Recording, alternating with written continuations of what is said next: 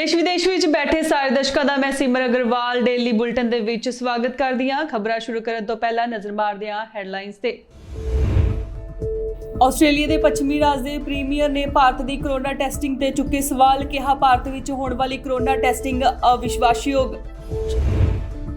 England ਤੇ Saudi Arab ਦੇਸ਼ਾਂ ਨੇ ਕਰੋਨਾ ਪੀਰੀਅਡ ਦੇ ਸੰਕਟ 'ਚ ਸਹਾਇਤਾ ਦੇਣੀ ਕੀਤੀ ਸ਼ੁਰੂ। ਭਾਰਤ ਦੀ ਮਦਦ ਕਰਨ ਲਈ ਇੰਗਲੈਂਡ ਤੇ ਸਾਊਦੀ ਅਰਬ ਆਇਆ ਅੱਗੇ।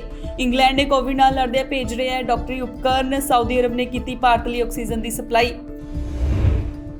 ਕਰੋਨਾ ਮਹਾਮਾਰੀ ਦੌਰਾਨ ਸਿਹਤ ਮੰਤਰਾਲੇ ਦਾ ਵੱਡਾ ਬਿਆਨ। ਮਈ ਮਹੀਨੇ 'ਚ ਭਿਆਨਕ ਰੂਪ ਲੈ ਸਕਦੀ ਹੈ ਕਰੋਨਾ ਮਹਾਮਾਰੀ। ਐਕਟਿਵ ਮਾਮਲੇ ਪੁੱਜ ਸਕਦੇ ਨੇ 38 ਲੱਖ ਤੋਂ ਲੈ ਕੇ 48 ਲੱਖ ਤੱਕ। ਹੁਣ ਖਬਰਾਂ ਵਿਸਥਾਰ ਦੇ ਨਾਲ। ਭਾਰਤ ਤੋਂ 4 ਯਾਤਰੀ ਆਸਟ੍ਰੇਲੀਆ ਪਹੁੰਚਣ ਤੇ ਜਦੋਂ ਉਹ ਉੱਥੇ ਪਹੁੰਚੇ ਤਾਂ ਉਹਨਾਂ ਦਾ ਕਰੋਨਾ ਟੈਸਟ ਕਰਵਾਇਆ ਗਿਆ, ਜੋ ਕਿ ਕਰੋਨਾ ਰਿਪੋਰਟ ਪੋਜ਼ਿਟਿਵ ਆਈ ਹੈ। ਕਰੋਨਾ ਰਿਪੋਰਟ ਪੋਜ਼ਿਟਿਵ ਆਉਣ ਤੋਂ ਬਾਅਦ ਪੱਛਮੀ ਰਾਜ ਦੇ ਪ੍ਰੀਮੀਅਰ ਨੇ ਭਾਰਤੀ ਟੈਸਟਿੰਗ ਤੇ ਕਈ ਸਵਾਲ ਚੁੱਕੇ ਨੇ।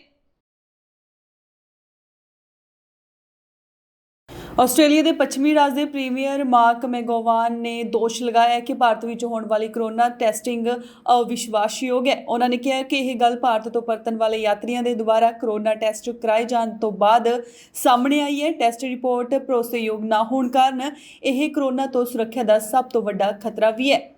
ਜਾਣਕਾਰੀ ਮੁਤਾਬਿਕ ਪੱਛਮੀ ਆਸਟ੍ਰੇਲੀਆ ਵਿੱਚ ਭਾਰਤ ਤੋਂ ਆਏ 4 ਯਾਤਰੀਆਂ ਦਾ ਜਦੋਂ ਟੈਸਟ ਕਰਾਇਆ ਗਿਆ ਤਾਂ ਉਹ ਕਰੋਨਾ ਪੋਜ਼ਿਟਿਵ ਨਿਕਲੇ। ਉਹਨਾਂ ਨੂੰ ਪਰਥ ਵਿੱਚ ਕੁਆਰੰਟਾਈਨ ਕਰ ਦਿੱਤਾ ਗਿਆ ਹੈ। ਇਸ ਫਲਾਈਟ ਵਿੱਚ 79 ਯਾਤਰੀ ਸਨ, ਉਹਨਾਂ ਵਿੱਚੋਂ 78 ਭਾਰਤੀ ਸਨ। ਹਾਲੇ ਇਹਨਾਂ ਯਾਤਰੀਆਂ ਵੱਲੋਂ ਕਰੋਨਾ ਪੋਜ਼ਿਟਿਵ ਹੋਣ ਵਾਲਿਆਂ ਦੀ ਗਿਣਤੀ ਵੱਧ ਸਕਦੀ ਹੈ। ਪਰਥ ਵਿੱਚ ਕਰੋਨਾ ਦੀ ਗਿਣਤੀ ਲਗਭਗ ਨਾਮਾਂਤਰ ਹੈ। ਇਸ ਮਾਮਲੇ ਦੇ ਬਾਅਦ ਅਧਿਕਾਰੀ ਸਾਵਧਾਨ ਹੋ ਗਏ ਨੇ, ਕਿਉਂਕਿ ਸਭ ਤੋਂ ਵੱਧ ਆਉਣ ਵਾਲੇ ਯਾਤਰੀਆਂ ਦੀ ਗਿਣਤੀ ਭਾਰਤ ਤੋਂ ਹੀ ਹੈ। ਮੈਗੋਵਾਨ ਨੇ ਕਿਹਾ ਕਿ ਭਾਰਤ ਤੋਂ ਆਉਣ ਵਾਲੇ ਯਾਤਰੀਆਂ ਦੀ ਰਿਪੋਰਟ ਤੇ ਹੁਣ ਵਿਸ਼ਵਾਸ ਕਰਨਾ ਮੁਸ਼ਕਿਲ ਹੈ। ਅਜਿਹੀ ਸਥਿਤੀ ਵਿੱਚ ਸਾਨੂੰ ਹੋਰ ਸਾਵਧਾਨ ਰਹਿਣਾ ਹੋਵੇਗਾ। ਆਸਟ੍ਰੇਲੀਆ ਦੀ ਗ੍ਰਹਿ ਮੰਤਰੀ ਕੇਰਨ ਐਂਡਰਿਊਜ਼ ਨੇ ਕਿਹਾ ਹੈ ਕਿ ਭਾਰਤ ਵਿੱਚ ਕਰੋਨਾ ਦੀ ਸਥਿਤੀ ਭਿਆਨਕ ਹੈ। ਅਸੀਂ ਉੱਥੇ ਮਦਦ ਭੇਜਣ ਲਈ ਕੰਮ ਕਰ ਰਹੇ ਹਾਂ। ਇਸ ਦੇ ਨਾਲ ਹੀ ਸਾਡਾ ਫਰਜ਼ ਉੱਥੇ ਫਸੇ ਆਪਣੇ ਨਾਗਰਿਕਾਂ ਨੂੰ ਪੂਰੀ ਸੁਰੱਖਿਆ ਪ੍ਰਦਾਨ ਕਰਨਾ ਹੈ। ਭਾਰਤ ਵਿੱਚ ਕਰੋਨਾ ਦੀ ਦੂਜੀ ਲਹਿਰ ਦੇ ਨਾਲ ਹਾਹਾਕਾਰ ਮਚੀ ਹੋਈ ਹੈ। ਅਜਿਹੇ 'ਚ ਕਈ ਦੇਸ਼ ਭਾਰਤ ਦੀ ਮਦਦ ਲਈ ਅੱਗੇ ਆਏ ਨੇ। ਜਿੱਥੇ ਕਿ ਇੰਗਲੈਂਡ ਨੇ ਭਾਰਤ ਦੇ ਲਈ ਡਾਕਟਰੀ ਉਪਕਰਨ ਭੇਜੇ ਨੇ, ਉੱਥੇ ਹੀ ਸਾਊਦੀ ਅਰਬ ਨੇ ਆਕਸੀਜਨ ਭੇਜ ਕੇ ਭਾਰਤ ਦੀ ਮਦਦ ਕੀਤੀ ਹੈ। ਇੰਗਲੈਂਡ ਅਤੇ ਸਾਊਦੀ ਅਰਬ ਵਰਗੇ ਦੇਸ਼ਾਂ ਨੇ ਕਰੋਨਾ ਪੀਰੀਅਡ ਦੇ ਸੰਕਟ ਵਿੱਚ ਸਹਾਇਤਾ ਦੇਣੀ ਸ਼ੁਰੂ ਕਰ ਦਿੱਤੀ ਹੈ। ਜੋ ਇੰਗਲੈਂਡ ਕੋਵਿਡ ਨਾਲ ਲੜਦਿਆਂ ਡਾਕਟਰੀ ਉਪਕਰਨ ਭੇਜ ਰਿਹਾ ਤਾਂ ਸਾਊਦੀ ਅਰਬ ਆਕਸੀਜਨ ਦੀ ਸਪਲਾਈ ਕਰ ਰਿਹਾ ਹੈ। ਐਤਵਾਰ ਨੂੰ ਦਿੱਲੀ ਵਿੱਚ ਬ੍ਰਿਟਿਸ਼ ਹਾਈ ਕਮਿਸ਼ਨ ਨੇ ਇੱਕ ਬਿਆਨ ਜਾਰੀ ਕੀਤਾ ਕਿ ਯੂਕੇ ਕੋਵਿਡ ਵਿਰੁੱਧ ਜੰਗ ਵਿੱਚ ਭਾਰਤ ਵਿੱਚ 600 ਤੋਂ ਵੱਧ ਡਾਕਟਰੀ ਉਪਕਰਨ ਭੇਜ ਰਿਹਾ ਹੈ। ਇਹਨਾਂ ਉਪਕਰਨਾਂ ਵਿੱਚ 495 ਆਕਸੀਜਨ ਨਜ਼ਰਬੰਦੀ ਕਰਨ ਵਾਲੇ ਅਤੇ 120 ਵੈਂਟੀਲੇਟਰ ਸ਼ਾਮਲ ਨੇ। ਇਸ ਦੇ ਲਈ 9 에ਅਰਲਾਈਨ ਕੰਟਰੋਲਰ ਇੰਗਲੈਂਡ ਤੋਂ ਭਾਰਤ ਭੇਜੇ ਜਾ ਰਹੇ ਨੇ। ਯੂਕੇ ਹਾਈ ਕਮਿਸ਼ਨ ਦੇ ਬੁਲਾਰੇ ਸ਼ੈਲੀ ਹੈਡਲ ਦੇ ਅਨੁਸਾਰ ਇਹਨਾਂ ਮੈਡੀਕਲ ਉਪਕਰਨਾਂ ਦਾ ਪਹਿਲਾ ਸਮੂਹ ਐਤਵਾਰ ਨੂੰ ਇੰਗਲੈਂਡ ਤੋਂ ਉਡਾਨ ਭਰ ਜਾਵੇਗਾ ਅਤੇ ਮੰਗਲਵਾਰ ਤੱਕ ਭਾਰਤ ਪਹੁੰਚ ਜਾਵੇਗਾ। ਇਹ ਮੰਨਿਆ ਜਾਂਦਾ ਹੈ ਕਿ ਸਾਰੀ ਇਸ ਹਫ਼ਤੇ ਤੱਕ ਭਾਰਤ ਪਹੁੰਚ ਜਾਵੇਗੀ। ਸ਼ੈਲੀ ਦੇ ਅਨੁਸਾਰ ਯੂਕੇ ਦੀ ਸਰਕਾਰ ਨਿਰੰਤਰ ਭਾਰਤ ਨਾਲ ਸੰਪਰਕ ਵਿੱਚ ਹੈ ਅਤੇ ਇਸ ਮੁਸ਼ਕਿਲ ਸਮੇਂ ਵਿੱਚ ਸਹਾਇਤਾ ਲਈ ਤਿਆਰ ਹੈ। ਹਾਈ ਕਮਿਸ਼ਨ ਨੇ ਆਪਣੇ ਬਿਆਨ 'ਚ ਬ੍ਰਿਟੇਨ ਦੇ ਪ੍ਰਧਾਨ ਮੰਤਰੀ ਬੋਰਿਸ ਜੌਨਸਨ ਦਾ ਬਿਆਨ ਵੀ ਜਾਰੀ ਕੀਤਾ ਹੈ। ਜੌਨਸਨ ਨੇ ਕਿਹਾ ਹੈ ਕਿ ਕੋਵਿਡ ਖਿਲਾਫ ਲੜਾਈ 'ਚ ਅਸੀਂ ਇੱਕ ਦੋਸਤ ਅਤੇ ਸਾਥੀ ਦੀ ਤਰ੍ਹਾਂ ਭਾਰਤ ਨਾਲ ਮੋਢਾ ਜੋੜ ਕੇ ਖੜੇ ਹਾਂ। ਬ੍ਰਿਟੇਨ ਦੇ ਨਾਲ ਸਾਊਦੀ ਅਰਬ ਵੀ ਕਰੋਨਾ ਵਿਰੁੱਧ ਯੁੱਧ 'ਚ ਭਾਰਤ ਦੀ ਮਦਦ ਲਈ ਅੱਗੇ ਆਇਆ ਹੈ। ਰਿਆਦ 'ਚ ਭਾਰਤ ਦੇ ਦੂਤਾਵਾਸ ਨੇ ਟਵੀਟ ਕੀਤਾ ਕਿ ਸਾਊਦੀ ਅਰਬ ਨੇ ਭਾਰਤ ਦੀਆਂ ਅਡਾਨੀ ਅਤੇ ਲਿੰਡੇ ਕੰਪਨੀਆਂ ਦੇ ਨਾਲ 800 ਮੀਟ੍ਰਿਕ ਟਨ ਤਰਲ ਆਕਸੀਜਨ ਦੀ ਖੇਪ ਭਾਰਤ ਭੇਜੀ ਹੈ। ਇਹ ਖੇਪ ਸਾਊਦੀ ਅਰਬ ਤੋਂ ਸਮੁੰਦਰ ਦੇ ਰਸਤੇ ਆ ਰਹੀ ਹੈ। ਦੂਤਾਵਾਸ ਨੇ ਇੱਕ ਟਵੀਟ ਰਾਹੀਂ ਬੰਦਰਗਾਹ ਦੇ ਨੇੜੇ ਆਕਸੀਜਨ ਟੈਂਕਰਾਂ ਦੀਆਂ ਫੋਟੋਆਂ ਵੀ ਸਾਂਝੀਆਂ ਕੀਤੀਆਂ ਨੇ। ਦੱਸਦੇ ਕਿ ਇਸ ਤੋਂ ਪਹਿਲਾਂ ਫਰਾਂਸ ਨੇ ਵੀ ਕਰੋਨਾ ਦੇ ਇਸ ਸੰਕਟ ਦੀ ਘੜੀ ਵਿੱਚ ਭਾਰਤ ਦੀ ਮਦਦ ਲਈ ਇੱਕ ਹੱਥ ਅੱਗੇ ਵਧਾਇਆ ਹੈ। ਜਿੱਥੇ ਇੱਕ ਪਾਸੇ ਇੰਗਲੈਂਡ ਤੇ ਸਾਊਦੀ ਅਰਬ ਨੇ ਭਾਰਤ ਦੀ ਮਦਦ ਕੀਤੀ ਹੈ, ਉੱਥੇ ਹੀ ਅਮਰੀਕਾ ਵੀ ਭਾਰਤ ਦੀ ਸਹਾਇਤਾ ਲਈ ਅੱਗੇ ਆਇਆ ਹੈ। ਜਿੱਥੇ ਕਿ ਉਹਨਾਂ ਨੇ 318 ਆਕਸੀਜਨ ਕੰਸੈਂਟਰੇਟਰ ਭਾਰਤ ਭੇਜੇ ਨੇ। ਕਰੋਨਾ ਦੀ ਦੂਜੀ ਲਹਿਰ ਨਾਲ ਭਾਰਤ ਬੁਰੀ ਤਰ੍ਹਾਂ ਪ੍ਰਭਾਵਿਤ ਹੋਇਆ ਹੈ। ਹਰ ਰੋਜ਼ ਆਕਸੀਜਨ ਦੀ ਘਾਟ ਕਾਰਨ ਕਈ ਲੋਕ ਮਰ ਰਹੇ ਨੇ। ਦੇਸ਼ ਵਿੱਚ ਚੱਲ ਰਹੇ ਆਕਸੀਜਨ ਸੰਕਟ ਦੇ ਮੱਦੇਨਜ਼ਰ ਵਿਕਸਤ ਦੇਸ਼ਾਂ ਦੇ ਮਦਦ ਲਈ ਹੱਥ ਵਧਾਏ ਨੇ। ਇਸੇ ਤਰਤੀਬ ਵਿੱਚ ਅਮਰੀਕਾ ਨੇ ਭਾਰਤ ਵਿੱਚ 318 ਆਕਸੀਜਨ ਕੰਸੈਂਟਰੇਟਰ ਭੇਜੇ ਨੇ, ਜੋ ਦਿੱਲੀ ਏਅਰਪੋਰਟ ਪਹੁੰਚ ਚੁੱਕੇ ਨੇ। ਕੈਨੇਡੀ ਅੰਤਰਰਾਸ਼ਟਰੀ ਹਵਾਈ ਅੱਡੇ ਤੋਂ ਕਾਰਗੋ 5 ਟਨ 5000 ਕਿਲੋ ਆਕਸੀਜਨ ਲੈ ਕੇ ਰਵਾਨਾ ਹੋ ਚੁੱਕੇ ਸੀ। ਇਹ ਸੋਮਵਾਰ ਦੁਪਹਿਰ ਨੂੰ ਦਿੱਲੀ ਪਹੁੰਚੇ। ਕੰਸੈਂਟਰੇਟਰ ਇੱਕ ਅਜਿਹਾ ਉਪਕਰਨ ਹੈ ਜੋ ਹਵਾ ਤੋਂ ਆਕਸੀਜਨ ਪੈਦਾ ਕਰਦਾ ਹੈ। ਅੱਜ ਭਾਰਤ ਵਿੱਚ ਇਸ ਦੀ ਸਭ ਤੋਂ ਵੱਧ ਜ਼ਰੂਰਤ ਹੈ। ਭਾਰਤ ਵਿੱਚ ਪਿਛਲੇ 24 ਘੰਟਿਆਂ ਵਿੱਚ 3 ਲੱਖ ਤੋਂ ਵੱਧ ਮਾਮਲੇ ਸਾਹਮਣੇ ਆਏ ਨੇ, ਜੋ ਕਾਫੀ ਘਾਤਕ ਹੋ ਸਕਦੇ ਨੇ।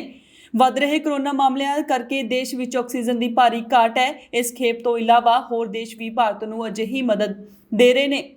ਇਸ ਦੇ ਨਾਲ ਹੀ ਏਅਰ ਇੰਡੀਆ ਦੀਆਂ ਉਡਾਨਾਂ 'ਚ ਅਗਲੇ 2 ਦਿਨਾਂ ਵਿੱਚ 600 ਆਕਸੀਜਨ ਕੰਸਨਟ੍ਰੇਟਰ ਲਿਆਂਦੇ ਜਾਣਗੇ।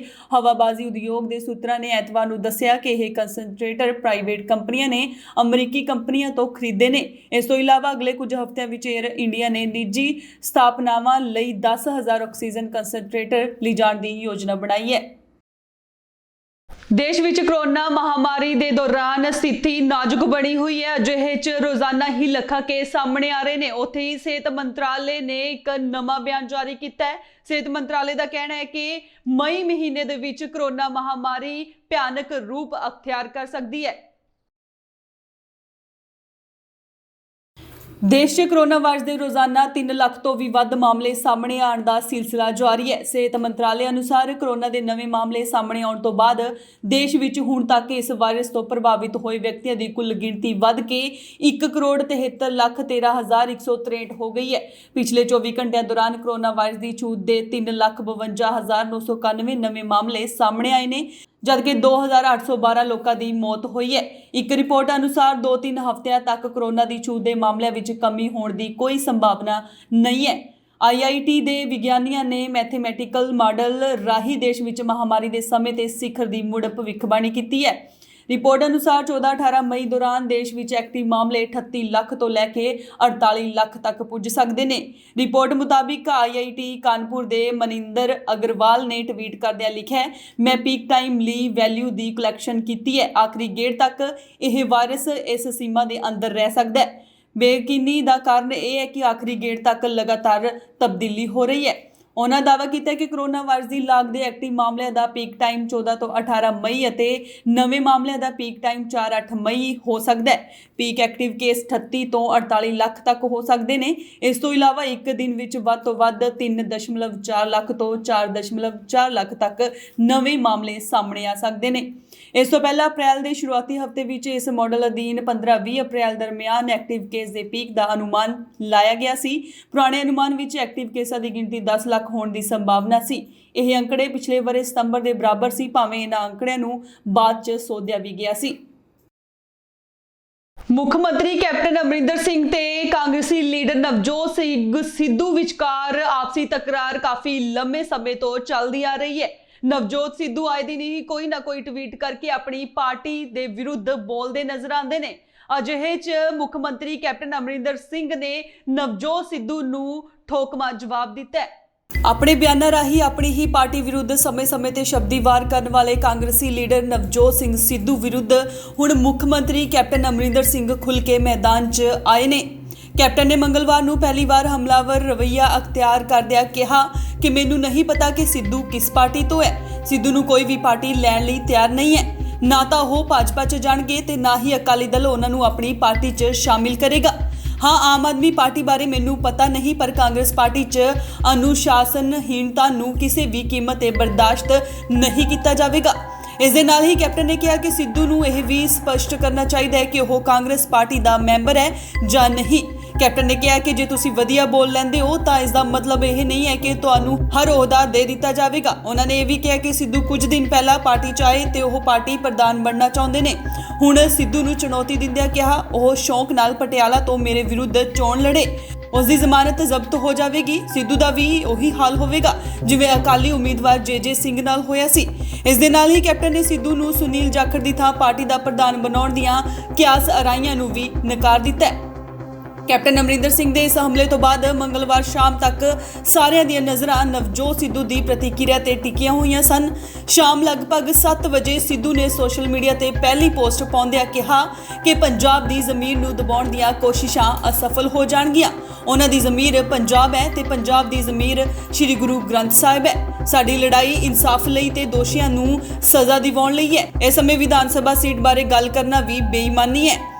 ਇੱਕ ਘੰਟੇ ਬਾਅਦ ਇੱਕ ਹੋਰ ਪੋਸਟ 'ਚ ਸਿੱਧੂ ਨੇ ਲਿਖਿਆ ਕਿ ਤੁਸੀਂ ਇੱਧਰ ਉੱਧਰ ਦੀ ਗੱਲ ਨਾ ਕਰੋ, ਇਹ ਦੱਸੋ ਗੁਰੂ ਸਾਹਿਬ ਦੀ ਬੇਅਦਬੀ ਦਾ ਇਨਸਾਫ ਕਿਉਂ ਨਹੀਂ ਹੋਇਆ। ਲੀਡਰਸ਼ਿਪ ਤੇ ਸਵਾਲ ਹੈ, ਨੀਅਤ ਤੇ ਸਵਾਲ ਹੈ। ਦੱਸ ਦਈਏ ਕਿ ਜਿਸ ਤਰੀਕੇ ਨਾਲ ਕੈਪਟਨ ਨੇ ਸਿੱਧੂ ਨੂੰ ਘੇਰਿਆ ਉਸ ਤੋਂ ਸਪਸ਼ਟ ਹੈ ਕਿ ਸਿਰਫ ਗੱਲਾਂ ਕਰਨੀਆਂ ਹੀ ਕਾਫੀ ਨਹੀਂ ਹਨ, ਪਾਰਟੀ ਤੇ ਸਰਕਾਰ ਲਈ ਕੰਮ ਕਰਨਾ ਵੀ ਜ਼ਰੂਰੀ ਹੈ। ਇਸ ਬਿਆਨਬਾਜ਼ੀ ਤੋਂ ਬਾਅਦ ਪੰਜਾਬ ਕਾਂਗਰਸ 'ਚ ਇੱਕ ਵਾਰ ਫਿਰ ਉਥਲ-ਪੁਥਲ ਹੋਣ ਵਾਲੀ ਹੈ। ਇਹ ਵੀ ਸਪਸ਼ਟ ਹੈ ਕਿ ਸਿੱਧੂ ਨੂੰ ਪਾਰਟੀ ਜਾਂ ਸਰਕਾਰ 'ਚ ਕੋਈ ਅਹੁਦਾ ਮਿਲਣ ਦੀ ਸੰਭਾਵਨਾ ਨਹੀਂ ਹੈ।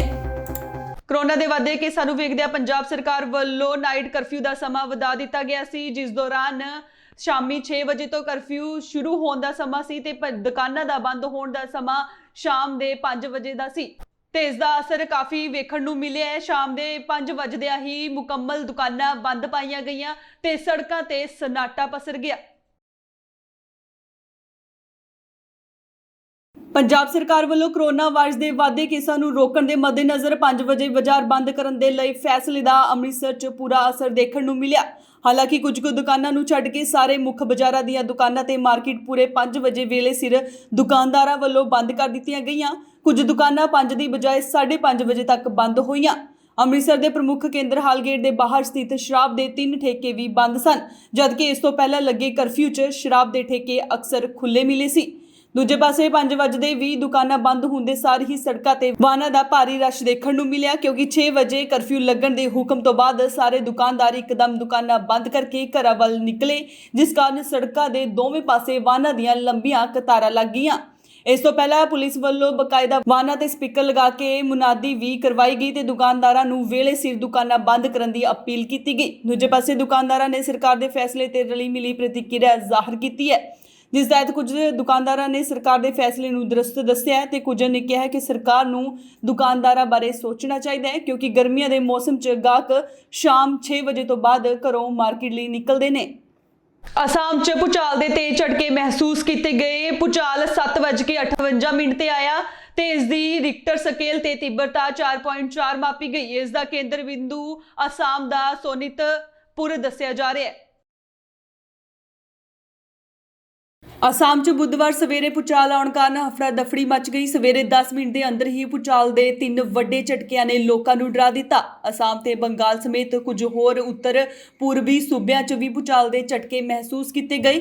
ਭੂਚਾਲ ਸਵੇਰੇ 7:51 ਤੇ ਸੋਨਿਤਪੁਰ ਜ਼ਿਲ੍ਹੇ 'ਚ ਆਇਆ। ਇਸ ਤੋਂ ਬਾਅਦ 7:58 ਤੇ ਅਤੇ 8:01 ਵਜੇ ਭੂਚਾਲ ਦੇ 2 ਹੋਰ ਝਟਕੇ ਆਏ। ਇਹ ਭੂਚਾਲ ਦੇ ਝਟਕੇ ਲੜੀਵਾਰ 4.3 ਅਤੇ 4.4 ਤੀਬਰਤਾ ਦੇ ਦਰਜ ਕੀਤੇ ਗਏ। ਇਸ ਦੌਰਾਨ ਅਸਾਮ ਦੇ ਸਿਹਤ ਮੰਤਰੀ ਹੇਮੰਤ ਵਿਸ਼ਵ ਸ਼ਰਮਾ ਨੇ ਟਵੀਟ ਕੀਤਾ ਕਿ ਭੂਚਾਲ ਦਾ ਕੇਂਦਰ ਸੋਨਿਤਪੁਰ ਜ਼ਿਲ੍ਹੇ ਦਾ ਟੇਕੁਆਜਲੀ ਸੀ। ਉਹਨਾਂ ਨੇ ਇੱਕ ਵੀਡੀਓ ਵੀ ਟਵੀਟ ਕੀਤਾ ਹੈ ਅਤੇ ਦਾਅਵਾ ਕੀਤਾ ਹੈ ਕਿ ਇਹ ਭੂਚਾਲ ਦੇ ਕੇਂਦਰ ਵਾਲੀ ਥਾਂ ਦੀ ਵੀਡੀਓ ਹੈ। ਉਹਨਾਂ ਨੇ ਕਿਹਾ ਕਿ ਇਹ ਵੀਡੀਓ ਭੂਚਾਲ ਦੇ ਕੇਂਦਰ ਵਾਲੇ ਟੇਕੁਆਜਲੀ ਦੇ ਨਾਰਾਇਣਪੁਰ 'ਚ ਇੱਕ ਝੋਨੇ ਦੇ ਖੇਤ ਦੀ ਹੈ, ਜਿੱਥੇ ਧਰਤੀ 'ਚੋਂ ਪਾਣੀ ਬਾਹਰ ਆਉਣ ਲੱਗਾ। ਦੱਸਦੇ ਕਿ ਅਸਾਮ ਦੇ ਬਹੁਤੇ ਹਿੱਸਿਆਂ 'ਚ ਭੂਚਾਲ ਦੇ ਝਟਕੇ ਮਹਿਸੂਸ ਕੀਤੇ ਗਏ ਅਤੇ ਲੋਕ ਘਰਾਂ ਅਤੇ ਹੋਰ ਥਾਵਾਂ ਤੋਂ ਬਾਹਰ ਆ ਗਏ। ਸੋਨਿਤਪੁਰ ਦੇ ਜ਼ਿਲ੍ਹਾ ਹੈੱਡਕੁਆਰਟਰ ਤੇਜਪੁਰ, ਗੁਹਾਟੀ ਅਤੇ ਹੋਰ ਕਈ ਥਾਵਾਂ ਤੇ ਕਈ ਇਮਾਰਤਾਂ 'ਚ ਤਰੇੜਾਂ ਆਈਆਂ ਨੇ। ਫਿਲਹਾਲ ਕੋਈ ਜਾਨੀ ਨੁਕਸਾਨ ਹੋਣ ਦੀ ਖਬਰ ਨਹੀਂ ਮਿਲੀ ਹੈ। ਪ੍ਰਾਪਤ ਜਾਣਕਾਰੀ ਅਨੁਸਾਰ ਭੂਚਾਲ ਦਾ ਕੇਂਦਰ ਧਰਤੀ ਤੋਂ 17 ਕਿਲੋਮੀਟਰ ਅੰਦਰ ਸੀ। ਪੰਜਾਬ ਸਰਕਾਰ ਵੱਲੋਂ ਇਹ ਦਾਅਵੇ ਕੀਤੇ ਗਏ ਨੇ ਕਿ ਪੰਜਾਬ ਦੀ ਹਰ ਮੰਡੀਆਂ ਦੇ ਵਿੱਚ ਪ੍ਰਬੰਧ ਮੁਕੰਮਲ ਨੇ, ਪਰ ਇਹਨਾਂ ਦਾਅਵਿਆਂ ਦੀ ਹਵਾ ਉਦੋਂ ਨਿਕਲਦੀ ਵਿਖਾਈ ਦਿੱਤੀ ਜਦੋਂ ਤਰਨਤਾਰਨ ਵਿਖੇ ਕਿਸਾਨਾਂ ਵੱਲੋਂ ਜ਼ਿਲ੍ਹਾ ਪ੍ਰਬੰਧਕੀ ਕੰਪਲੈਕਸ ਦੇ ਬਾਹਰ ਅਣਮਿੱਥੇ ਸਮੇਂ ਦੇ ਲਈ ਧਰਨਾ ਲਗਾ ਦਿੱਤਾ ਗਿਆ। ਕਿਸਾਨ ਮਜ਼ਦੂਰ ਸੰਘਰਸ਼ ਕਮੇਟੀ ਵੱਲੋਂ ਤਰਨਤਾਰਨ ਦੇ ਜ਼ਿਲ੍ਹਾ ਪ੍ਰਬੰਧਕੀ ਕੰਪਲੈਕਸ ਦੇ ਬਾਹਰ ਕਿਸਾਨਾਂ ਤੇ ਸਿਆਸੀ ਸ਼ਹਿ ਤੇ ਦਰਜ ਝੂਠੇ ਪਰਚੇ ਰੱਦ ਕਰਵਾਉਣ ਦੀ ਮੰਗ ਅਤੇ ਕਿਸਾਨਾਂ ਦੀ ਮੰਡੀਆਂ ਵਿੱਚ ਬਾਰਦਾਨੇ ਦੀ ਕਮੀ ਦੇ ਚੱਲਦਿਆਂ ਕਣਕ ਦੀ ਖਰੀਦ ਨਾ ਹੋਣ ਦੇ ਕਾਰਨ ਹੋ ਰਹੀ ਖੱਜਲਖੁਆਰੀ ਨੂੰ ਰੋਕਣ ਦੀ ਮੰਗ ਨੂੰ ਲੈ ਕੇ ਧਰਨਾ ਲਗਾਇਆ ਗਿਆ। ਇਸ ਮੌਕੇ ਕਿਸਾਨਾਂ ਵੱਲੋਂ ਸਰਕਾਰ ਅਤੇ ਜ਼ਿਲ੍ਹਾ ਪ੍ਰਸ਼ਾਸਨ ਖਿਲਾਫ ਜੰਮ ਕੇ ਨਾਅਰੇਬਾਜ਼ੀ ਕੀਤੀ ਗਈ। ਇਸ ਮੌਕੇ ਕਿਸਾਨ ਮਜ਼ਦੂਰ ਸੰਘਰਸ਼ ਕਮੇਟੀ ਦੇ ਜ਼ਿਲ੍ਹਾ ਪ੍ਰਧਾਨ ਸੁਖਵਿੰਦਰ ਸਿੰਘ ਸਬਰਾ ਨੇ ਕਿਹਾ ਕਿ ਜਦਕਿ ਕਾਂਗਰਸ ਪਾਰਟੀ ਦੀ ਸਰਕਾਰ ਸੂਬੇ ਵਿੱਚ ਆਈ ਹੈ, ਤਦੋਂ ਤੋਂ ਹੀ ਹਲਕਾ ਵਿਧਾਇਕਾਂ ਦੀ ਸ਼ਹਿ ਤੇ ਪੁਲਿਸ ਵੱਲੋਂ ਲੋਕਾਂ ਤੇ ਖਾਸ ਕਰ ਕਿਸਾਨਾਂ ਤੇ ਝੂਠੇ ਪਰਚੇ ਦਰਜ ਕੀਤੇ ਜਾ ਰਹੇ ਨੇ, ਜਿਨ੍ਹਾਂ ਨੂੰ ਰੱਦ ਕਰਵਾਉਣ ਲਈ ਉਹ ਪਿਛਲੇ ਲੰਮੇ ਸਮੇਂ ਤੋਂ ਵੱਖ-ਵੱਖ ਰਹਿ ਚੁੱਕੇ ਐਸਐਸਪੀਜ਼ ਨੂੰ ਮਿਲ ਚੁੱਕੇ ਨੇ। ਲੇਕਿਨ ਸਾਰੀਆਂ ਅਧਿਕਾਰੀਆਂ ਨੇ ਮਸਲਾ ਹੱਲ ਕਰਨ ਦੀ ਥਾਂ ਤੇ ਝੂਠੇ ਲਾਰਿਆਂ ਨਾਲ ਹੀ ਕੰਮ ਸਾਰਿਆ। ਦੂਜਾ, ਬਾਰਦਾਨੇ ਦੀ ਕਮੀ ਦੇ ਚੱਲਦਿਆਂ ਮੰਡੀਆਂ ਵਿੱਚ ਕਣਕ ਦੀ ਸਰਕਾਰੀ ਖਰੀਦ ਨਾ ਹੋਣ ਕਾਰਨ ਕਿਸਾਨ ਮੰਡੀਆਂ ਵਿੱਚ ਖੱਜਲ ਖੁਆਰ ਦਾ ਸਾਹਮਣਾ ਕਰ ਰਹੇ ਨੇ, ਜਿਸ ਕਾਰਨ ਉਹਨਾਂ ਨੂੰ ਮਜਬੂਰਨ ਧਰਨਾ ਲਗਾਉਣਾ ਪੈ ਰਿਹਾ ਹੈ। ਸਬਰਾ ਨੇ ਐਸਐਸਪੀ ਤਰਨਤਾਰਨ ਕੋਲੋਂ ਕਿਸਾਨਾਂ ਤੇ ਦਰਜ ਝੂਠੇ ਪਰਚੇ ਰੱਦ ਕਰਨ ਅਤੇ ਡਿਪਟੀ ਕਮਿਸ਼ਨਰ ਕੋਲੋਂ ਮੰਡੀਆਂ ਵਿੱਚ ਬਾਰਦਾਨਾ ਭੇਜ ਕੇ ਕਿਸਾਨਾਂ ਦੀ ਖੱਜਲ ਖੁਆਰੀ ਰੋਕਣ ਦੀ ਮੰਗ ਕੀਤੀ। ਸਾਲ ਤੋਂ ਰਿੜਕ ਰਹੀਆਂ ਵਾ।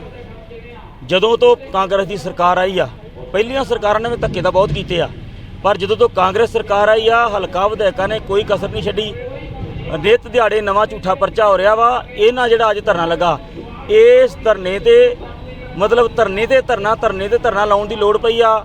ਐਸਐਸਪੀ ਇੱਥੇ ਸਨ ਮਾਨ ਜੀ, ਉਹਨਾਂ ਦੇ ਟਾਈਮ ਤੇ 2 ਧਰਨੇ ਲੱਗੇ, 2 ਧਰਨੇ ਦਈਆ ਜੀ ਦੇ ਟਾਈਮ ਤੇ ਲੱਗੇ ਤੇ 2 ਧਰਨੇ ਨਿਮਲੇ ਜੀ ਦੇ ਟਾਈਮ ਤੇ ਲੱਗ ਗਿਆ। ਅੱਜ ਤੀਜਾ ਧਰਨਾ ਵਾ। ਮਤਲਬ ਝੂਠੇ ਪਰਚੇ ਕੀਤੇ ਆ। ਪਰਚੇ ਅਪਰੂਵਲ ਵਾਸਤੇ ਬਿਲਕੁਲ ਤਿਆਰ ਵਾ।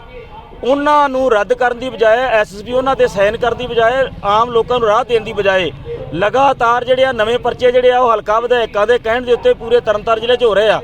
ਐਉਂ ਕਹਿ ਲਈਏ ਵੀ ਤਰਨਤਾਰਨ ਦਾ ਪੁਲਿਸ ਪ੍ਰਸ਼ਾਸਨ ਪੂਰੀ ਤਰ੍ਹਾਂ ਹਲਕਾ ਵਿਧਾਇਕਾਂ ਦੇ ਕਹਿਣ ਅਨੁਸਾਰ ਚੱਲ ਰਿਹਾ ਤੇ ਕੋਈ ਅਤਕਥਨੀ ਨਹੀਂ। ਉਹ ਦੂਸਰੀ ਤਰ੍ਹਾਂ ਦੀ ਅਜੇ ਆ ਵੀ ਕੋਵਿਡ ਦੇ ਨਾਂ ਦੇ ਉੱਤੇ ਲੋਕਾਂ ਦੇ ਮੂੰਹ ਬਣਾ ਕੇ ਤੇ ਅੰਦਰ ਵਾੜਿਆ ਜਾ ਰਿਹਾ। ਪਰ ਜੇ ਮੂੰਹ ਬਣਾ ਕੇ ਅੰਦਰ ਵਾੜਨਾ ਸੀਗਾ ਤੇ ਫਿਰ ਮੰਡੀਆਂ ਦੇ ਵਿੱਚ ਬਾਰਦਾਨੇ ਦੇ ਪੁਖਤਾ ਪ੍ਰਬੰਧ ਕਰਦੇ। ਬਾਰਦਾਨੇ ਦਾ ਪ੍ਰਬੰਧ ਕੋਈ ਨਹੀਂ। ਲੋਕਾਂ ਨੂੰ ਰੋਜ਼ ਰੋਡ ਘੇਰਨੇ ਪੈ ਰਿਹਾ, ਚੌਂਕ ਘੇਰਨੇ ਪੈ ਰਿਹਾ, ਮਾਰਕੀਟ ਕਮੇਟੀ ਦੇ ਦਫ਼ਤਰ ਘੇਰਨੇ ਪੈ ਰਿਹਾ, ਰਾਤ ਦਿਨ ਦੇ ਧਰਨੇ ਲਾ ਕੇ ਬਾਰਦਾਨੇ ਲਈ ਲੜਨਾ ਪੈ ਰਿਹਾ।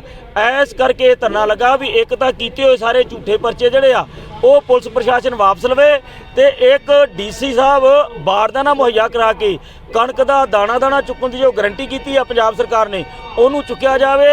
ਇਹ ਲੋਕ ਅਡਾਨੀਆਂ ਬਾਨੀਆਂ ਦੇ ਸੈਲੋ ਗੋਦਾਮਾਂ 'ਚ ਕਣਕ ਲੈ ਕੇ ਨਹੀਂ ਜਾਣਗੇ। ਕਣਕ ਅਸੀਂ ਆਪਣੀ ਜਿਹੜੀ ਸਾਡੀ ਮੰਡੀ ਆ ਸਰਕਾਰੀ ਮੰਡੀ ਉਹਦੇ ਵਿੱਚ ਹੀ ਵੇਚਾਂਗੇ। ਉਹਦੇ ਵਾਸਤੇ ਬਾਰਦਾਨੇ ਦੀ ਘਾਟ ਕਾਰਨ ਔਰ ਕੀਤੇ ਹੋਏ ਝੂਠਿਆਂ ਦੇ ਪਰਚਿਆਂ ਦੇ ਬਰਖਲਾਫ ਇਹ ਅੱਜ ਵਾਲਾ ਧਰਨਾ ਜਿਹੜਾ ਉਹ ਲੱਗਾ। ਪੰਜਾਬ ਸਰਕਾਰ ਵੱਲੋਂ ਸੱਤਾ 'ਚ ਆਉਣ ਤੋਂ ਪਹਿਲਾਂ ਕਈ ਦਾਅਵੇ ਕੀਤੇ ਗਏ ਸੀ। ਉਹਨਾਂ ਵਿੱਚੋਂ ਹੀ ਇੱਕ ਦਾਅਵਾ ਸੀ ਘਰ ਘਰ ਨੌਕਰੀ ਦੇਣ ਦਾ। ਪਰ ਪੰਜਾਬ ਸਰਕਾਰ ਵੱਲੋਂ ਘਰ ਘਰ ਨੌਕਰੀ ਤਾਂ ਕੀ ਦੇਣੀ ਸੀ, ਪਹਿਲਾਂ ਤੋਂ ਹੀ ਨੌਕਰੀ ਕਰ ਰਹੇ ਅਧਿਕਾਰੀਆਂ ਨੂੰ ਹੀ ਪੱਕਾ ਨਹੀਂ ਕੀਤਾ ਜਾ ਰਿਹਾ। ਉਹ ਆਏ ਦਿਨ ਹੀ ਸੜਕਾਂ ਤੇ ਰੋਸ ਪ੍ਰਦਰਸ਼ਨ ਕਰਦੇ ਨਜ਼ਰ ਆਉਂਦੇ ਨੇ। ਤਾਜ਼ਾ ਮਾਮਲਾ ਤਰਨਤਾਰਨ ਤੋਂ ਹੈ।